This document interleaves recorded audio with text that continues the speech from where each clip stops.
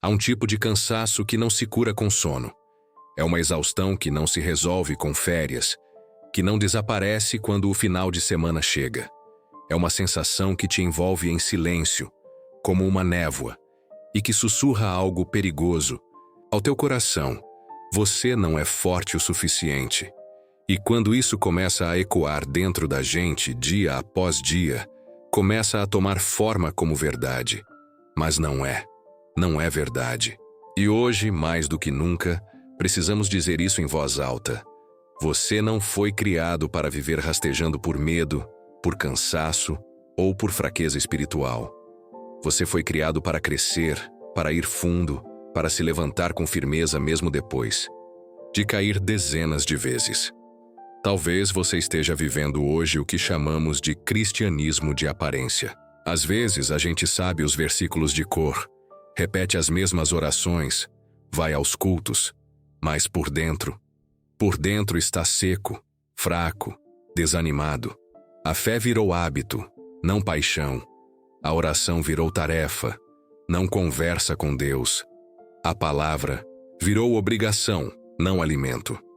Isso acontece mais do que imaginamos. E o mais perigoso é que, com o tempo, essa fraqueza vira um modo de viver. E o pior, a gente começa a achar que é normal. Mas preste atenção, isso não é normal. O Evangelho é vida. O Evangelho é força. O Evangelho é fogo. E se você está vivendo uma vida cristã onde tudo parece sem gosto, sem cor, sem brilho, talvez seja a hora de revisar onde está a raiz da sua fé. A árvore só cresce se estiver enraizada na terra certa, regada constantemente e exposta à luz. Assim também é a sua fé. E talvez você tenha deixado de se alimentar da fonte verdadeira. Talvez você tenha substituído o alimento sólido por migalhas, e hoje você sente o peso de uma alma desnutrida. O Evangelho nunca foi sobre conveniência. Quando Jesus chamou seus discípulos, ele não disse: venham e terão uma vida fácil. Ele disse: quem quiser vir após mim, negue-se a si mesmo, tome a sua cruz e siga-me. Essa frase, dita há mais de 2000 anos, ainda ecoa como um chamado radical para cada um de nós. E o que significa isso? Significa que viver uma vida de fé exige decisão, renúncia, constância. Não é sobre emoção momentânea. É sobre construção diária. Imagine um homem chamado Elias, de 43 anos, um antigo treinador de cães de busca e salvamento. Depois de um acidente que o deixou com limitações físicas, ele caiu em depressão profunda.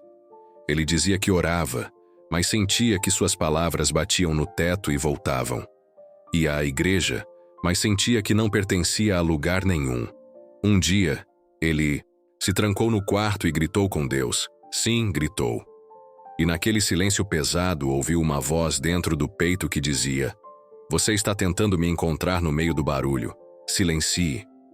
Naquele dia, Elias entendeu que sua fé estava sendo conduzida por fórmulas, não por relacionamento. Começou a buscar a Deus de verdade, sem pressa, sem roteiro. Hoje, ele lidera um grupo de apoio emocional com outros homens que também enfrentaram crises de fé. Ele entendeu que a fraqueza dele não era um fim, mas um começo. Quantos de nós estamos carregando uma fé automática, vazia, sem vida? Quantos de nós nos ajoelhamos só porque é o que se deve fazer, sem sequer acreditar que há alguém nos ouvindo? Não estamos aqui para te julgar. Estamos aqui para te lembrar que Deus não te chamou para sobreviver espiritualmente. Ele te chamou para florescer. A fraqueza espiritual pode ser silenciosa. Pode vir disfarçada de rotina. Pode vir embalada em ocupações, em ministérios, em serviços. Mas se você não estiver sendo transformado internamente, tudo isso é como enfeitar uma casa em ruínas. A estrutura continua instável. Por isso, pare agora. Olhe para dentro e se pergunte: em que momento eu deixei de crescer na fé? Talvez você esteja ouvindo isso agora e dizendo: mas eu não sei por onde começar. E isso é maravilhoso, porque todo crescimento começa quando a gente reconhece que precisa mudar. Não há vergonha nisso. Há poder em admitir que está fraco. A vergonha está em continuar fingindo que está tudo bem quando lá no fundo a alma grita por socorro. Deus conhece o teu cansaço. Ele não se assusta com tua fraqueza.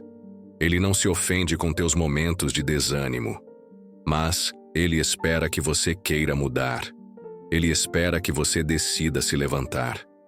Ele espera que você pare de sobreviver no raso e comece a mergulhar na profundidade da presença dele. Então, hoje, respire fundo.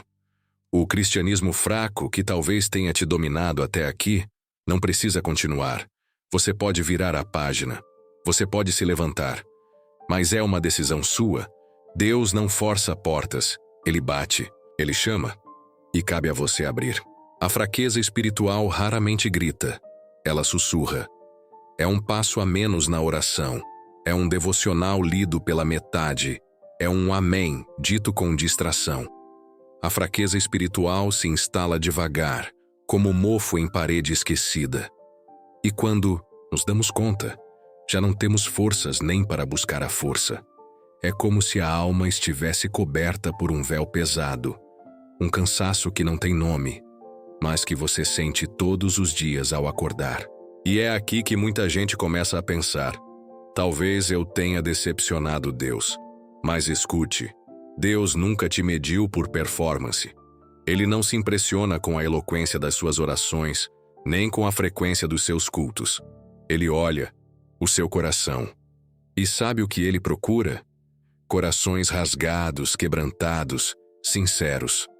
Ele habita onde há verdade, não onde há fachada. Você pode ter memorizado a Bíblia toda, mas se o seu coração não estiver disposto a ser moldado, Deus não terá liberdade para agir. Por isso, o primeiro passo para deixar de ser um cristão frágil é abrir mão da aparência e abraçar a autenticidade. Há uma história que talvez se pareça com a sua. O nome dela era Nádia, 29 anos. Era editora de vídeos. Ela trabalhava com pregações, testemunhos, louvores. Editava diariamente horas e horas de conteúdo cristão. Mas o coração dela estava seco, como terra rachada pela seca. Um dia, ela se deu conta de que passava mais tempo editando vídeos sobre fé do que realmente falando com Deus. Ela sabia sobre o Evangelho, mas já não vivia o Evangelho. Foi quando ela fez algo simples, mas profundo. Desligou tudo, saiu para um parque e falou com Deus como quem fala com um pai depois de anos afastados. Chorou, confessou, pediu perdão, e ali começou o renascimento da sua fé. Não por causa de fórmulas ou métodos, mas por causa da verdade do seu arrependimento. Talvez esse seja o seu ponto de partida também. A restauração da fé quase sempre começa com um confronto. É Deus dizendo: Ei, do que você tem se alimentado? Quem tem guiado suas decisões? Você ainda confia em mim? Quando Deus pergunta isso, não é porque Ele não sabe a resposta. É porque Ele quer que você encare a verdade com coragem. Deus não quer você perfeito, Ele quer você inteiro. E parte de deixar de ser um cristão fraco é aceitar que haverá dias em que a fé será uma escolha, não uma sensação. Ter fé não é estar sempre animado. Ter fé é continuar mesmo quando a alma quer parar. E acima de tudo, é saber que a força que você precisa não vem de você, mas dele. A Bíblia diz: o poder se aperfeiçoa na fraqueza. Isso não é poesia. Isso é vida real. Quando você reconhece que não consegue, Deus diz: agora sim, posso agir. Então, se hoje você se sente fraco, desanimado, questionando se Deus ainda está contigo, a resposta é: sim, Ele está. E Ele está justamente esperando que você pare de tentar sozinho e volte a caminhar com Ele, de mãos dadas. Deus não é um chefe esperando relatórios. Ele é um pai esperando um abraço. Mas aqui vai um alerta. Se você não alimentar sua alma, o mundo vai alimentá-la por você. E o mundo só oferece lanches vazios, promessas de alegria que duram segundos, prazeres que cobram caro, e logo você estará cheio por fora e vazio por dentro. Por isso, Alimente-se da palavra, mesmo que no início pareça difícil, mesmo que pareça sem sabor. Continue. Ore, mesmo que seja em silêncio. Leia, mesmo que não entenda tudo. Louve, mesmo que não tenha vontade. Porque tudo isso não é religiosidade, é disciplina espiritual, e é isso que fortalece sua fé. Agora, antes de seguirmos para o próximo bloco, quero te pedir algo especial. Se você está aqui até agora, é porque algo nesse vídeo está falando com o seu coração. Então, que tal dar um passo além? Se inscreva no canal agora mesmo. Isso não é apenas um clique. É um compromisso com sua caminhada espiritual. Aqui cada vídeo é feito com propósito, com verdade e com zelo por sua vida. E mais, comenta aqui embaixo de forma sincera. Mas não vale só dizer amém ou glória a Deus. Eu quero saber qual parte da sua fé você sente que precisa restaurar hoje. Compartilha algo pessoal, nem que seja uma frase. Pode ser o começo de uma conversa que mude sua trajetória. E quando você comentar, lê os outros também. Responde, ora por alguém. Vamos fazer desse espaço mais que uma caixa de comentários. Vamos fazer disso uma comunidade viva. Você já reparou como é fácil enganar os outros, com um discurso bonito, mas impossível enganar a Deus? Às vezes, a fraqueza espiritual não se manifesta como falta de fé, mas como um excesso de falsa humildade. Sim, há muita gente se escondendo atrás de frases como "eu sou um servo inútil", "não mereço nada", "sou só pó", e essas palavras, ditas com frequência, não saem de um coração quebrantado, mas de um orgulho ferido. É uma tentativa de autopunição disfarçada de piedade. Mas Deus não se agrada de quem se castiga. Deus se alegra com quem se entrega. O problema é que aprendemos a confundir humildade com autodepreciação. Achamos que quanto mais diminuímos a nós mesmos, mais estamos exaltando a Deus. Mas isso não é bíblico. Jesus nunca chamou ninguém para rastejar, mas para seguir. Nunca disse, fique no chão se culpando, mas sim, levanta e anda. Então por que você ainda anda cabisbaixo se culpando por erros que já foram perdoados? Essa falsa humildade é perigosa porque ela paralisa. Faz você se achar indigno de orar, de jejuar, de servir. E quando você se sente indigno, você para de buscar. E quando para de buscar, se afasta.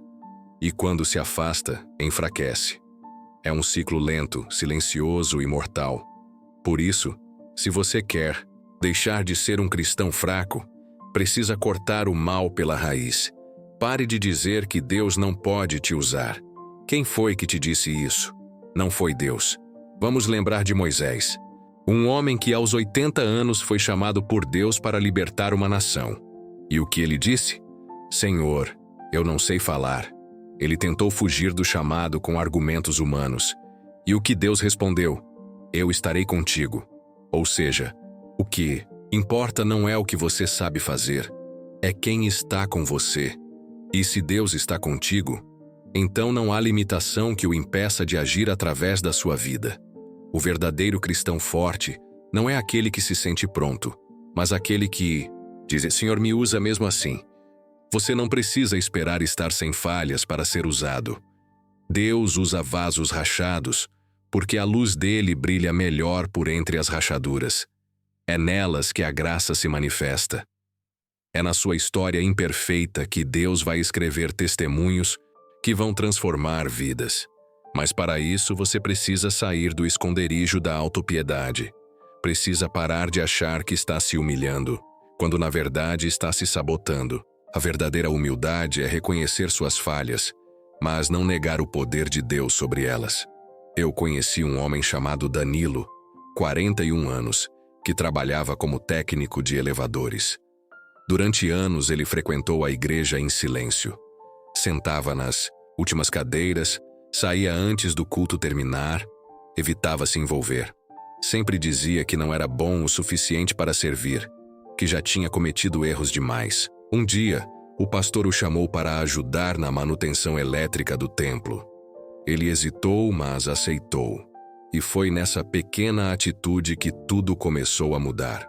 Porque servir, mesmo que seja com fios e parafusos, também é adoração. E naquele lugar, simples, consertando uma tomada, ele sentiu algo que não sentia há muito tempo: a presença de Deus.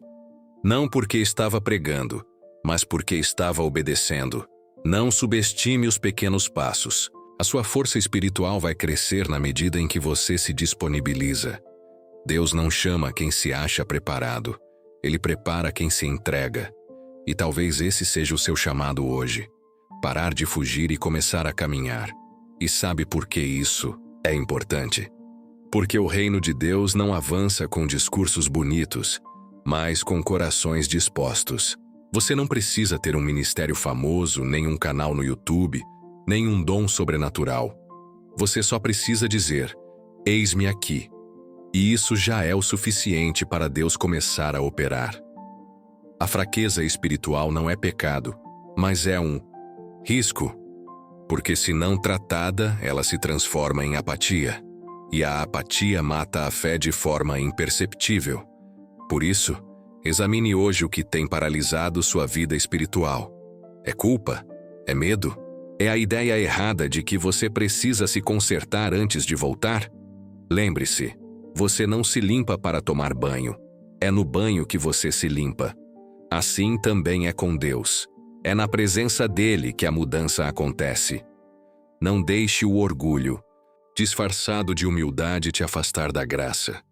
Deus não te quer perfeito. Ele te quer presente. Existe uma grande armadilha dentro da vida cristã que poucos percebem. A de acreditar que ter fé é suficiente sem precisar agir. É o famoso "eu creio, então está tudo certo". Mas Tiago já nos alertava com firmeza. A fé sem obras é morta. E não é apenas morta no sentido figurado, é morta de verdade. Uma fé que não se move, que não gera frutos, que não impacta a vida, apodrece dentro do coração e vai morrendo aos poucos. E quando a fé morre, o espírito enfraquece. Há cristãos que passam anos dentro da igreja sem nunca terem dado um passo de fé. Nunca evangelizaram alguém, nunca ajudaram a carregar uma cadeira, nunca oraram por um enfermo, nunca visitaram um irmão necessitado. Estão sempre esperando o momento certo, a confirmação divina. Ou simplesmente acham que orar em silêncio já é o bastante. Orar é fundamental. Mas fé sem movimento não transforma a vida. Nem a sua, nem a de ninguém ao seu redor. É como se você tivesse uma chama acesa dentro de uma lanterna, mas jamais apertasse o botão para ela iluminar. Ela está ali, viva, mas contida. E o propósito da luz não é apenas existir. É iluminar o caminho, revelar o que está escondido, aquecer o ambiente. Quando a fé fica parada, ela perde sua essência. Porque fé é, por natureza, dinâmica. E foi exatamente isso que aconteceu com uma jovem chamada Eliane, de 27 anos, que trabalhava como manicure num salão de bairro.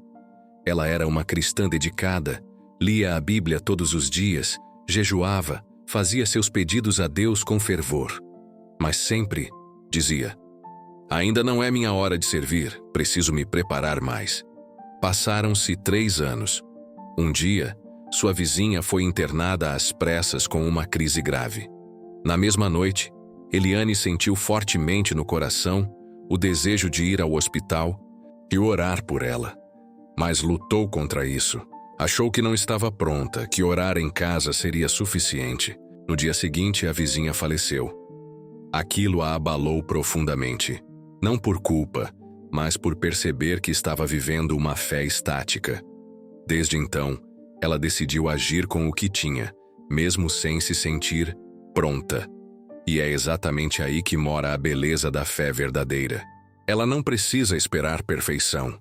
Ela só precisa de disposição. Se você crê, você se move. Se você confia, você se arrisca. Se você ama, você serve. A fé viva sempre gera ação. E não falo de ações gigantescas, como atravessar oceanos para evangelizar povos distantes. Falo de pequenos gestos, Um abraço sincero, uma ligação para alguém que está sofrendo, um copo de água com carinho, uma ajuda silenciosa. Jesus nunca mandou ninguém apenas crer. Ele dizia: segue-me, vai e não peques mais. Toma tua cruz e vem. Ele sempre chamou para o movimento. E quando o cristão para de se mover, seu espírito vai perdendo a sensibilidade, a alegria, o fervor. Torna-se alguém que conhece a palavra, mas não vive a palavra.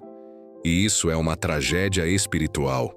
O cristão fraco não é aquele que não sabe tudo, mas aquele que não faz nada com o que sabe.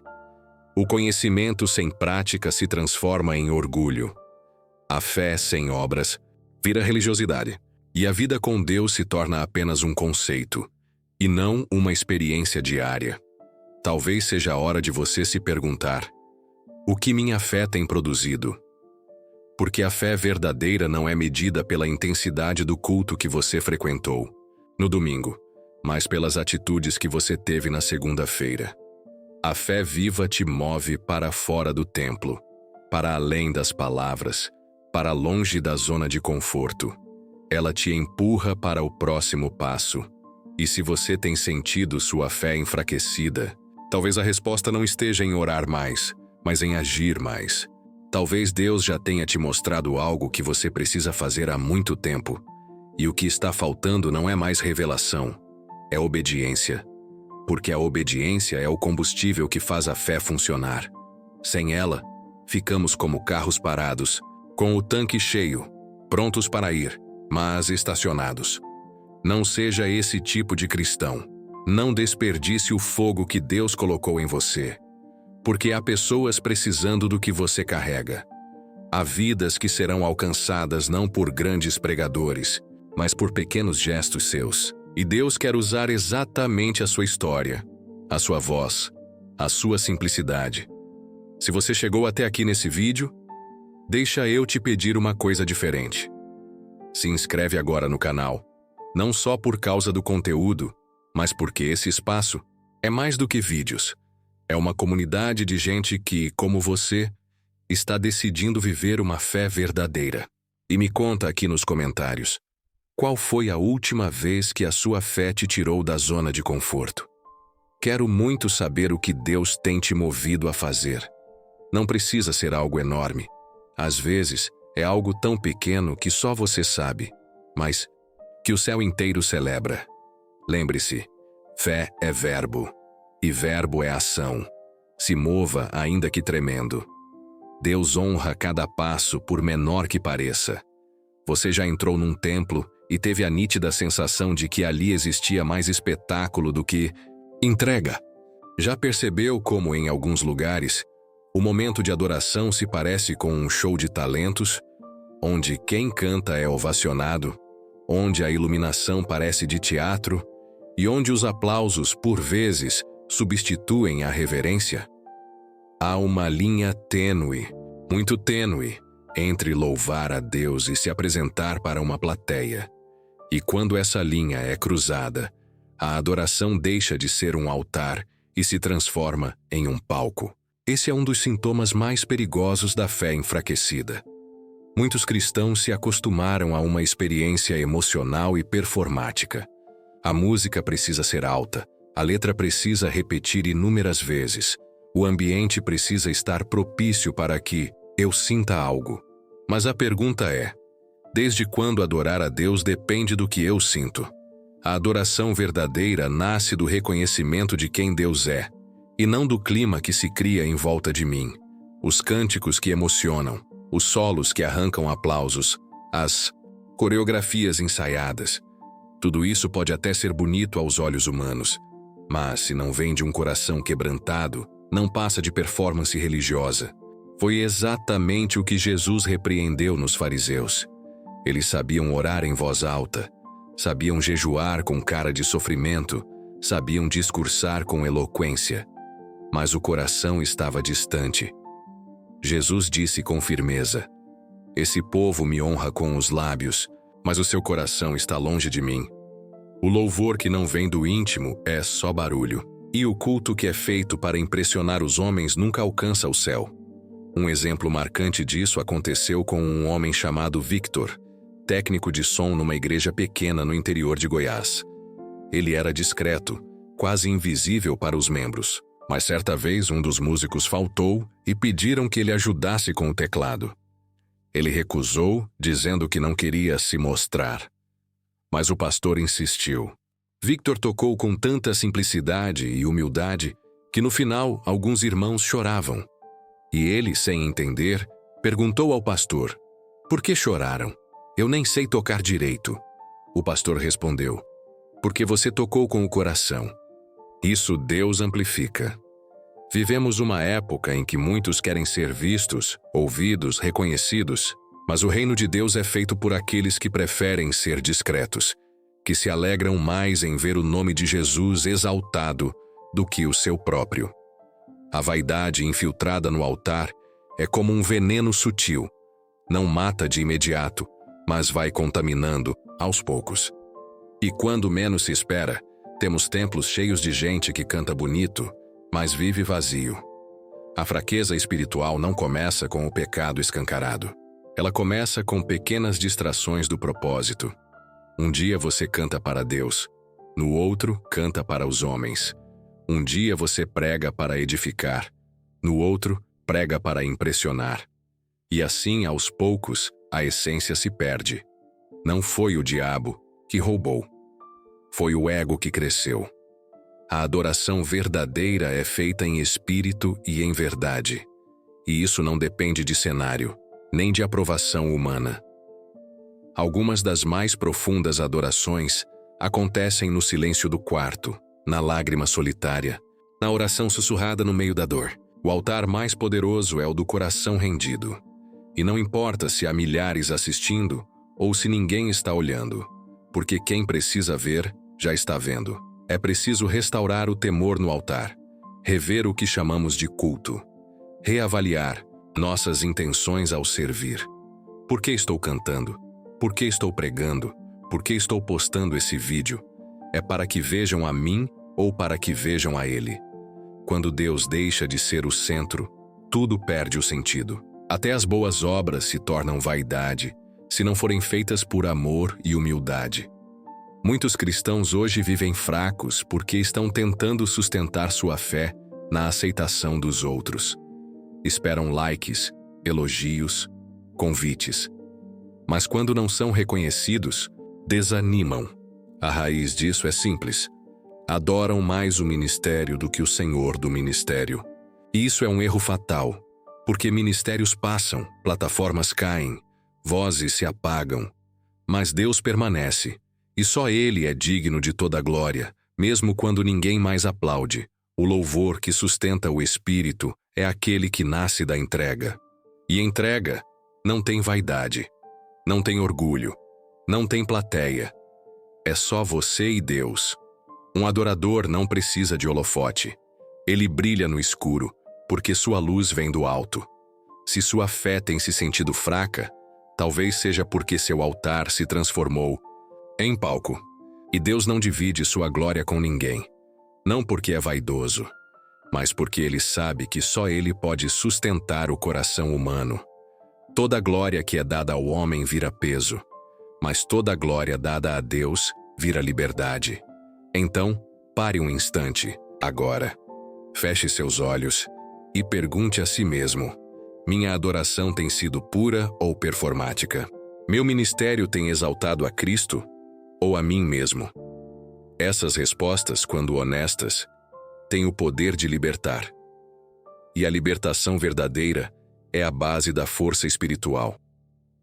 Uma das armas mais letais no ambiente cristão não é um pecado escancarado, um escândalo moral ou uma heresia teológica.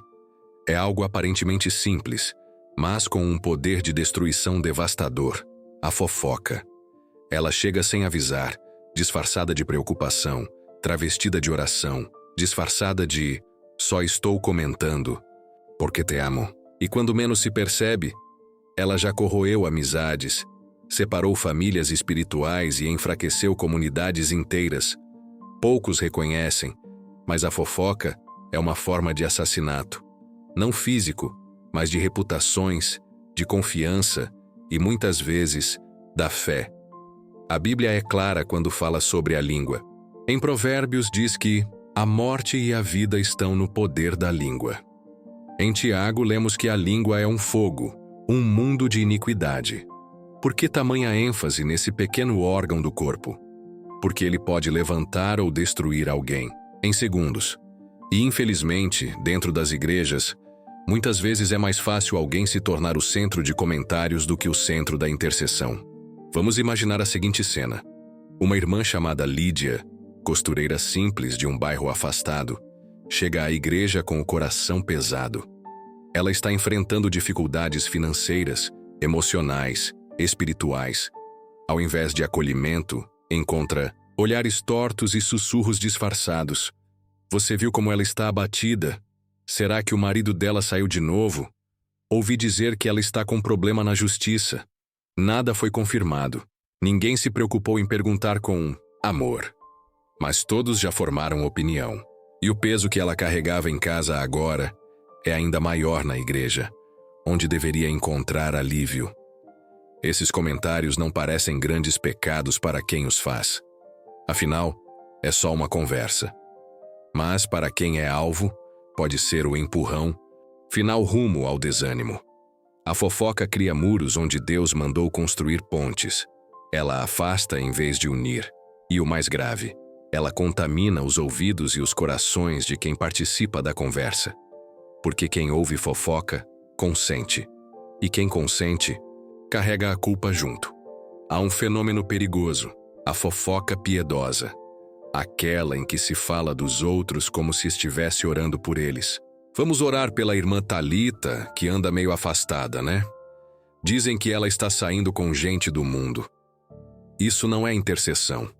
Isso é exposição mascarada. Deus não ouve oração que nasce da malícia. Ele ouve o clamor que vem da empatia e do amor genuíno. Muitas igrejas hoje estão fracas espiritualmente porque estão doentes emocionalmente. E grande parte dessa doença vem de um ambiente tóxico alimentado por palavras soltas, conversas nos corredores, julgamentos disfarçados de zelo. Quantos líderes já foram enfraquecidos por boatos? Quantas jovens se afastaram da fé por causa de comentários maldosos? Quantos casamentos foram expostos em nome da verdade? Se o corpo de Cristo é formado por muitos membros, como Paulo ensina, então quando um sofre, todos sofrem. Mas se ao invés de cuidar da ferida, a igreja aponta o dedo para ela, o corpo se autodestrói. E não há unção que resista à divisão. Não há avivamento onde há maledicência. O Espírito Santo se entristece quando a comunhão é trocada por contenda. A história de um irmão chamado Osmar ilustra isso. Ele era novo convertido, vindo de um passado de muitos erros. Estava animado, frequentando os cultos, lendo a Bíblia, aprendendo. Até que um dia ouviu por acaso duas pessoas comentando: "Esse aí, vamos ver quanto tempo dura. Daqui a pouco volta pro crime." Essas palavras mataram algo dentro dele. Ele se afastou, parou de ir aos cultos, e só retornou 2 anos depois, quando encontrou uma comunidade que o abraçou sem olhar para o passado. O que teria sido da caminhada dele se tivesse encontrado desde o início pessoas que acreditassem na sua transformação? Por isso, precisamos resgatar a cultura do silêncio sábio. Aquela que sabe calar para não ferir, que sabe ouvir sem repassar, que sabe orar sem expor. Em vez de comentar, ore. Em vez de julgar, compreenda. Em vez de espalhar, cubra com graça. Jesus nos ensinou a amar, não a acusar. Ele nos mostrou que mesmo quem erra precisa de restauração, não de exposição pública.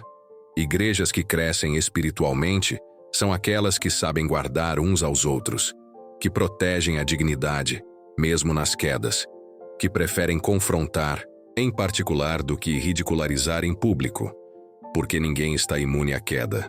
E quem hoje comenta, amanhã pode ser o alvo. Se sua fé está fraca, pergunte-se: tenho alimentado meu coração com palavras de vida ou de destruição? Tenho sido canal de cura ou de divisão? As palavras que saem da minha boca edificam ou apodrecem o ambiente? Essas são perguntas que exigem coragem, mas são necessárias. A cura da comunidade começa na boca de cada um.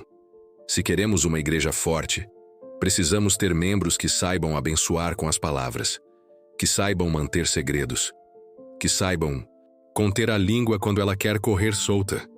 Porque a maturidade espiritual não se mede só por quanto você ora ou canta, mas também por quanto você sabe calar. O orgulho espiritual é, sem dúvida, um dos venenos mais sutis e perigosos que podem se infiltrar dentro da comunidade cristã. Ele não grita, não se exibe abertamente como outros pecados. Pelo contrário, ele usa vestes sagradas, linguagem bíblica e aparência de piedade. Mas por trás de tudo isso, esconde um coração que já não se humilha mais diante de Deus, porque acredita que já sabe tudo, já faz tudo certo, já alcançou um nível superior aos outros. E quando isso acontece, a graça deixa de fluir. Esse tipo de orgulho muitas vezes começa com uma boa intenção, o desejo de agradar a Deus, de viver uma vida santa, de crescer espiritualmente. Mas, ao longo do caminho, o foco sai de Cristo e passa a ser o eu. Eu jejuo 3 vezes por semana. Eu leio a Bíblia todo ano. Eu nunca falto aos cultos. Eu não sou como os outros. E quando percebemos, estamos repetindo o fariseu da parábola de Jesus que dizia: "Graças te dou, ó Deus, porque não sou como os demais homens."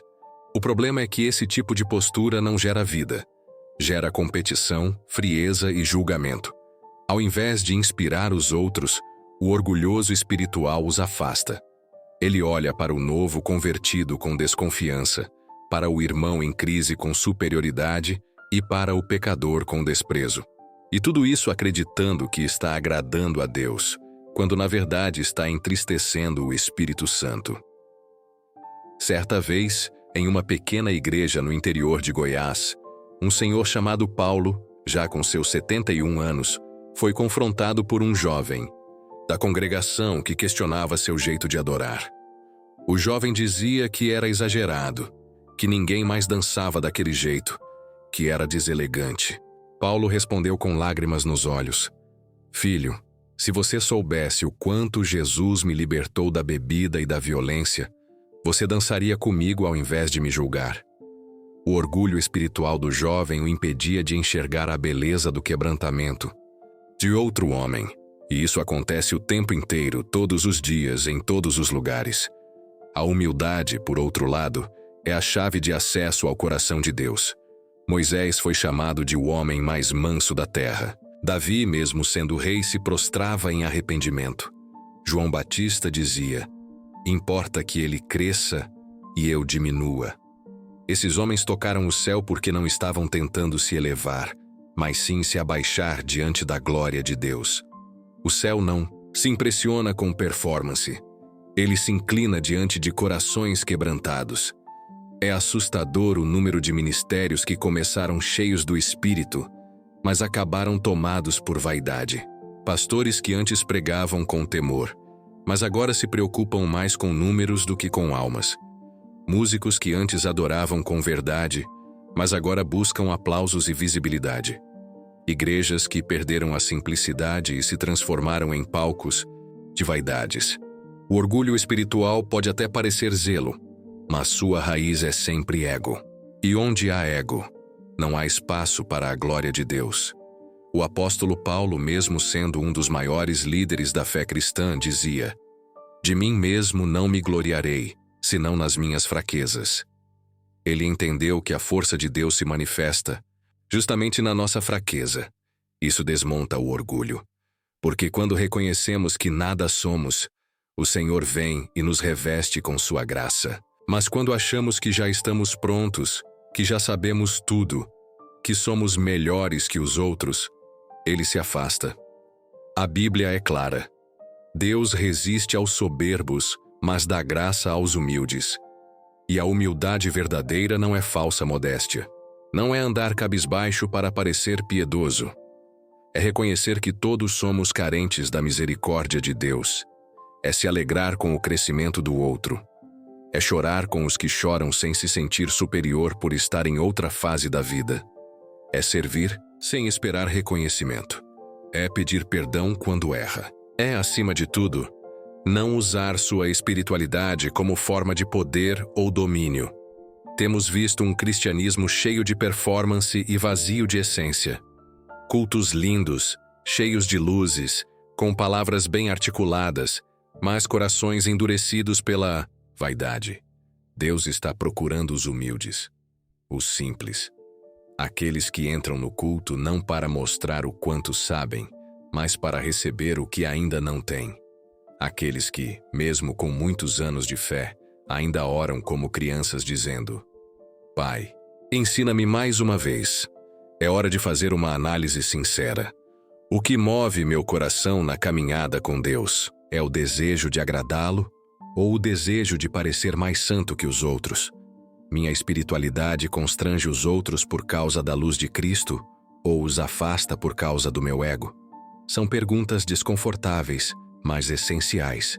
E se você está ouvindo essa mensagem e se percebe caindo nessa armadilha do orgulho espiritual, há uma saída. Arrependa-se. Volte ao primeiro amor. Lembre-se de onde Deus te tirou. Lembre-se das vezes em que você foi acolhido quando errou. Lembre-se de que tudo o que você tem é graça. Nenhum de nós é salvo por mérito. Todos somos frutos de uma misericórdia que se renova a cada manhã. Depois de tudo que vimos até aqui, talvez reste uma pergunta ecoando no coração de muitos. Então, o que realmente agrada a Deus? Se Ele não se impressiona com aparência, com títulos, com atividades religiosas, com dons performáticos, com bênçãos materiais, nem com sacrifícios vazios, o que Ele está procurando? A resposta, por mais simples que pareça, é o centro de toda a fé cristã. Deus está em busca de corações íntegros, quebrantados, verdadeiros e dispostos a amar. Não é sobre fazer mais, é sobre ser mais parecido com Cristo. A caminhada de fé é um processo de transformação diária, não de autopromoção espiritual. Deus não está em busca de atores religiosos, mas de filhos e filhas que se rendem a Ele em cada detalhe da vida. Pessoas que reconhecem que precisam dele tanto nos dias bons quanto nos maus. Que confessam fraquezas sem medo de serem menos amadas por isso. Que carregam a cruz, não como símbolo estético, mas como estilo de vida sacrificial. É exatamente por isso que Jesus exaltou a viúva pobre que deu 2 moedinhas no templo. Aquela oferta não era grande no valor monetário, mas era enorme no coração. Ele também disse que os publicanos e as prostitutas estavam entrando no reino antes de muitos religiosos. Isso não porque eram mais santos, mas porque se arrependeram de verdade. O que Deus busca antes de tudo é autenticidade. Uma fé que não dependa de palcos, mas floresça no secreto. Uma devoção que não precise de aplausos para continuar firme. Um coração que diga como Davi: sonda-me, ó Deus, e conhece o meu coração. Essa é a base de tudo. Não se trata de quantos anos você está na igreja, mas de como você vive no dia a dia. Não se trata do que você sabe da Bíblia, mas de quanto você permite que ela transforme sua vida. Não se trata do quanto você condena o pecado dos outros, mas de quanto você permite que Deus trate o seu. É possível ser membro de uma igreja por 40 anos e nunca ter um encontro real com Cristo. E também é possível alguém encontrar Jesus no último mês de vida e viver uma fé tão genuína que transforma outros à sua volta.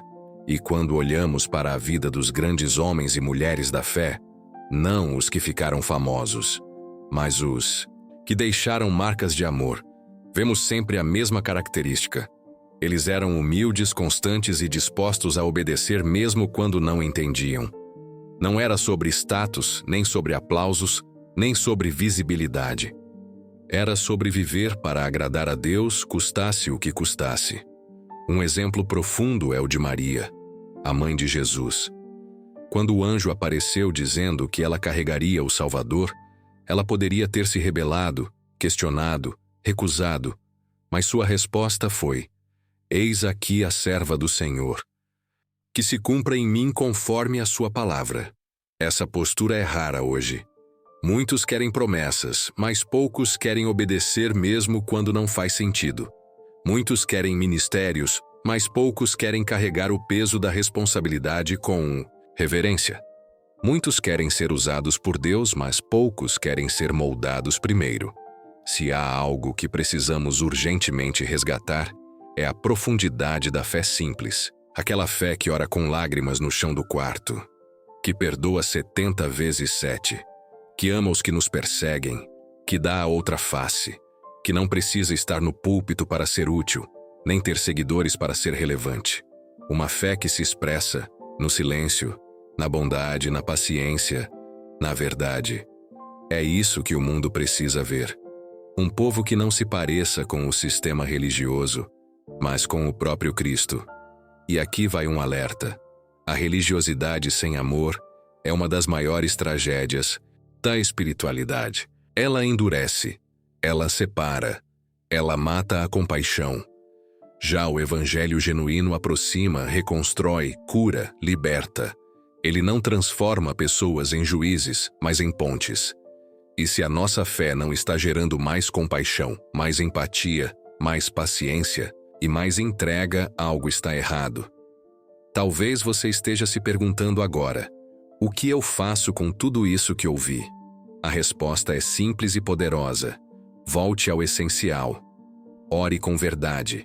Leia a palavra como quem tem fome. Ame as pessoas, como Jesus amaria. Arrependa-se das áreas onde você se afastou. E principalmente não tente impressionar a Deus. Apenas entregue-se a Ele por inteiro. Seja você alguém com muitos anos de fé ou alguém que está começando agora, saiba: Deus está te chamando para uma vida profunda, sincera e transformadora. Não para seguir modismos espirituais, nem para viver de aparências, mas para caminhar com Ele em cada passo do seu cotidiano. Seja lavando a louça, cuidando dos filhos, indo ao trabalho ou participando de um culto. Deus quer habitar em você e viver através de você. E agora, no fim desta jornada que percorremos juntos, quero fazer um convite diferente. Não um apelo genérico ou apressado, mas um chamado de coração para coração. Se este roteiro tocou sua alma de alguma forma, se te fez refletir, se te confrontou ou te encorajou, inscreva-se neste canal. Mas não só por mim. Faça isso porque você deseja continuar recebendo verdades que desafiam e alimentam sua fé. Faça isso porque você entende que ainda há muito a ser tratado, curado e amadurecido dentro de você. E, principalmente, compartilhe este conteúdo com quem você ama. E quero te pedir algo muito especial. Conte sua história com a comunidade nos comentários. Fale como Deus te encontrou, o que você aprendeu ao longo do tempo, quais lutas você enfrentou na fé. Queremos criar um espaço onde as pessoas não venham apenas para assistir, mas para se conectar, para pertencer, para crescer juntas. E, se este vídeo te ensinou algo, nos diga. O que ficou marcado no seu coração? Qual trecho te tocou mais? O que você vai levar para a vida? Este espaço é feito por pessoas reais, com histórias reais, que servem um Deus vivo. Que aqui, a vaidade seja deixada do lado de fora e a verdade seja sempre bem-vinda. Obrigado por ter caminhado comigo até aqui. Que o Espírito Santo continue te guiando e que a sua vida se torne um reflexo do céu na terra.